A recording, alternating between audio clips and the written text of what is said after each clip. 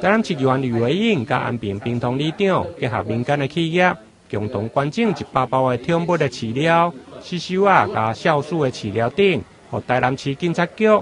为转移无休困陪伴第一线的员警，辛苦守护地方安宁的玻璃市犬来加菜。狗是人类最忠实的朋友。这句话特别用在我们台南市警察局所有的工作犬的好伙伴这边。那最近年关将近，其实大家都会收到年终奖金，或者呢，他会收到一些亲朋好友的一些礼物，大家都很开心。那但是这一群好伙伴平常默默无声的这个用心在陪伴着我们，所以我们在年关的时候也特别想到他。那今年也特别在感谢李秀波里长和所有的爱心企业来赞助我们台南市所有的警犬跟工作犬。除了狗粮以外，还有包括健康食品、营养食品的部分。我们期待他们可以越来越健康，越来越开心。那他在陪伴我们的远警工作的时候，他们开心，远警也开心。那远警认真执勤，我们治安也会越来越好。台南市警察局第4分局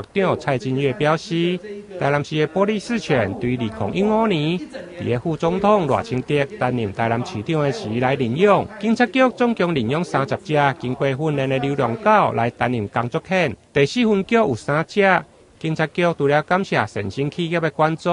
嘛希望借此会用抛砖引玉，提升民众领养流浪狗的意愿。台南新闻林根采访报道。